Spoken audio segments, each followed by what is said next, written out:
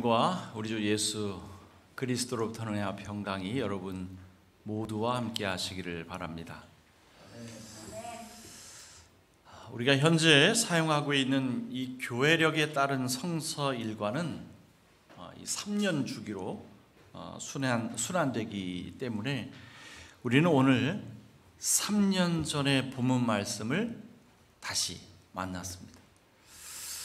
3년 전에 제가 이 본문을 가지고 어떤 말씀을 전했는지 혹시 기억하실 분은 없겠죠? 네.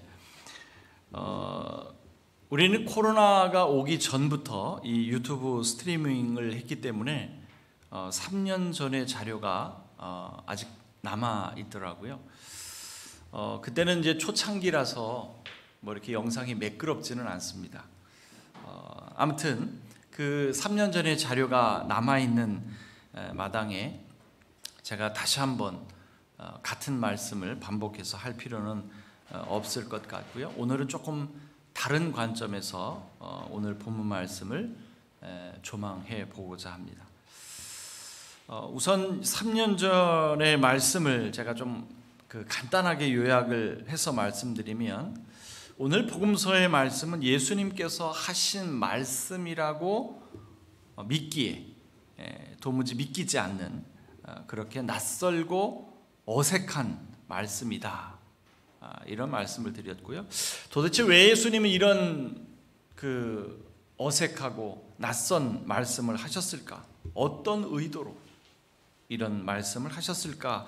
질문을 던지면서 오늘 우리가 읽은 구약의 말씀, 예레미야의 말씀과 연관해서 거짓된 평화와 위장된 평안이 난무하는 세상 속에서 예수님의 복음은 분쟁과 분열을 일으킬 수 있다라고 하는 취지로 말씀드렸습니다.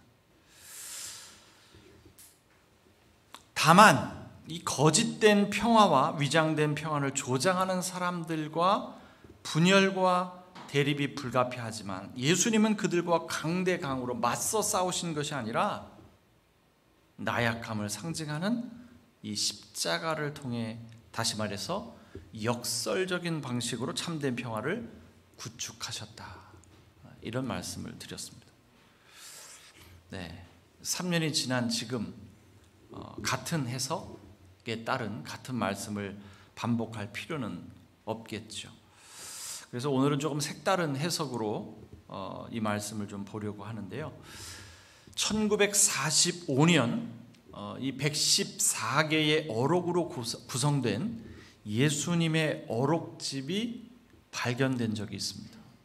이름하여 도마복음이라고 불리는 것인데요. 외경의 하나로 간주되고 있죠.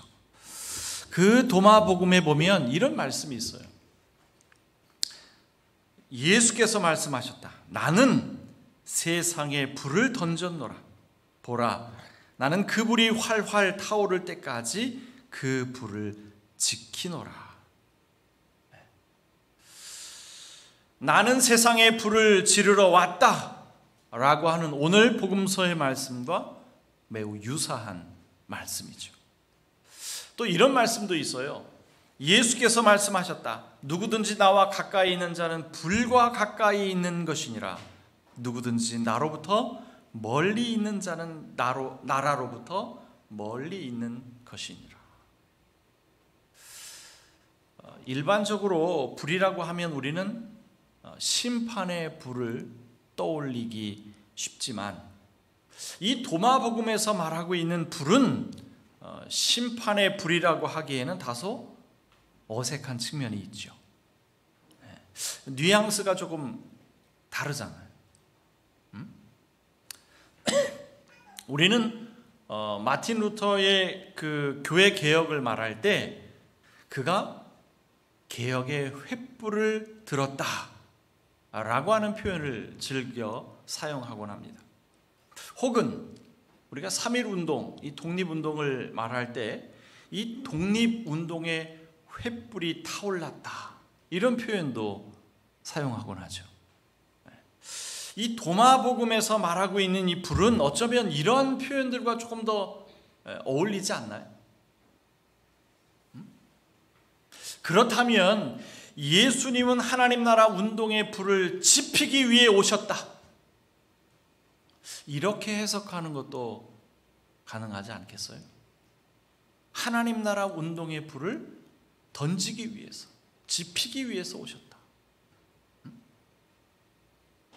내가 하나님 나라 운동의 불을 지피기 위해서 이 세상에 왔는데 이미 그 불이 지펴 있었더라면 얼마나 좋았겠느냐, 이런 말씀이죠. 하지만 아직 그 불이 타오르지 않고 있다라는 겁니다. 여러분, 예수님의 전생애를 한마디로 집약해주는 하나의 키워드가 있다면 그것은 바로 하나님의 나라일 겁니다. 예수님의 메시지 전체를 관통하면서 그 전체를 하나로 묶어주는 중심, 핵이자 본질적인 요소는 바로 하나님의 나라입니다. 예수님의 생애는 하나님의 나라로 시작해서 하나님의 나라로 끝맺었다라고 말해도 틀리지 않아요. 예수님의 사명, 예수님의 임무는 바로 그 하나님의 나라가 온전히 이 땅에 이루어지게 하는 것이라고 할 수 있죠. 그러니 예수님은 하나님 나라 운동이 들불처럼 번져나가기를 원하셨을 것이고, 그래서 그 불을 던지러 왔다, 이렇게 말씀하시는 거죠. 그러나 예수님이 마주한 세상은 어땠습니까? 하나님의 나라 운동, 그 불을 지피기 위해서 이 세상에 오셨는데 그 예수님이 마주한 세상은 어땠냐 말이죠. 세상은 예수님의 메시지를 거부했습니다. 아니, 예수님의 삶 전체를 부정했죠. 그 당시 기득권에 속한 종교 지도자들, 제사장을 비롯한 율법학자들, 그리고 서기관 모두는 예수님을 철저히 배격했습니다.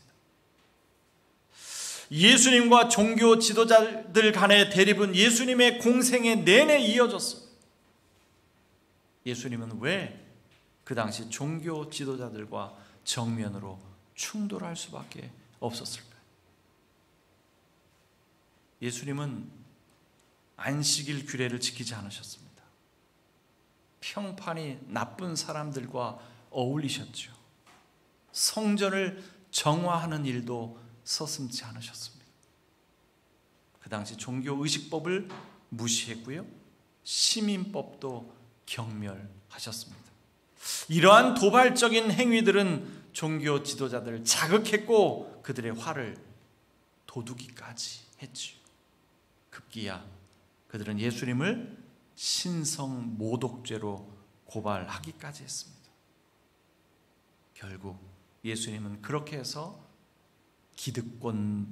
기득권자들에 의해서 철저하게 짓밟히고 깨어지고 부서졌죠. 십자가 위에서. 여러분, 형식이 중요할까요? 사랑이 중요할까요? 전통이 중요합니까? 복음이 중요합니까? 제도가 중요할까요? 비전이 중요할까요? 이 둘 사이의 긴장은 그 당시뿐만 아니라 오늘날에도 여전히 발생하고 있습니다. 여러분, 법이 중요해요? 아니면 사람이 중요합니까? 이 법이라고 하는 것도 사람을 보호하기 위해서 만든 것 아닙니까? 그런데 법이라고 하는 것이 사람의 권익을 보호하기는커녕 사람을 옥죄고 위협하고 고통스럽게 만든다면 그것이 법의 그 본래의 목적에 부합한 것입니까? 하나님의 나라가 사랑을 중시했다면 이 세상 나라는 형식을 중요하게 생각합니다. 하나님의 나라가 복음을 앞세웠다면 이 세상 나라는 전통을 내세웁니다. 하나님의 나라는 비전이 중요했다면 이 세상 나라는 제도가 더 중요하죠. 예수님과 종교 지도자들 간의 충돌이 발생할 수밖에 없는 이유입니다. 이 충돌은 결국 예수님을 십자가 위에 달리게 하는 결과를 낳게 했죠. 제가 오래전 어느 책에서 읽은 이 참기름집 이야기가 기억이 납니다. 시골에서 농사를 오랫동안 짓다가 서울로 올라온 어느 중년 부부가 시중에 판매되는 그 참기름을 보고는 통탄해했습니다. 이 시중에서 판매되는 참기름은 가짜 참기름 내지 저질 참기름이었기 때문이죠. 이 시골에서 오랫동안 참깨를 재배했던 이 부부는 진짜 토종 참기름을 짜서 시중에서 판매하는 그 참기름과 비슷한 가격으로 판매하기 시작했습니다. 이문은 얼마 안 남겠지만 사람들이 좋은 참기름, 진짜 토종 참기름의 맛을 알면 손님들이 많아지겠지 하는 그런 기대감으로 이 장사를 시작했습니다. 이 진짜 참기름을 판매했던 이 부부의 가게는 어떻게 됐을까요? 오래지 않아 문을 닫고 말았습니다. 너무나 오랫동안 이 가짜 참기름에 길들여진 사람들이 하는 말이 진짜 참기름을 알아보지는 못하고 야, 그 참기름은 이상하다, 이상한 맛이 난다, 이런 소문이 퍼졌기 때문이에요. 예수님이 이 세상에 오셨을 때도 이와 유사한 광경이 벌어진 것이 아닙니까? 가짜가 판치는 세상에서 도리어 진짜인 예수님이 가짜가 되는 그런 어처구니 없는 일이 벌어진 거죠. 예수님은 참된 하나님의 말씀이 실현되는, 하나님이 통치하시는 나라, 그 참된 세상을 열어주고자 했지만 세상은 이를 거부했습니다. 그 참된 나라를 뿌리치고 거부하고 배척했죠. 예수님께서 분쟁하려고 왔다, 분열을 일으키러 왔다 말씀하신 그 의미가 어떤 의미인지 감이 오십니까? 예수님은 하나님 나라 운동의 불을 당기셨지만 사람들은 외면했고 그 운동에 동참하기를 거절했습니다. 그래서 이 운동에 가담하는 자와 이 운동에 반발하는 자 간에 충돌이 발생한 겁니다. 한 집안에서 갈라지고 맞서고 분열하게 된 것이죠.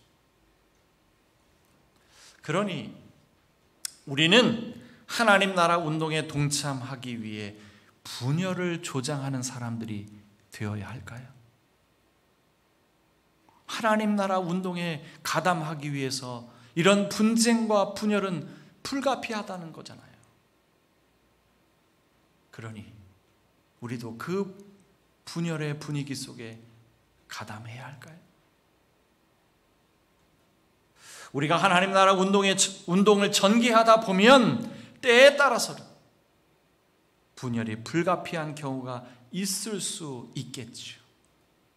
하지만 분쟁과 분열을 말씀하셨던 예수님께서 57절 이후에는 너를 고소한 사람과 화해하는 일에 힘써라, 이렇게 말씀하십니다.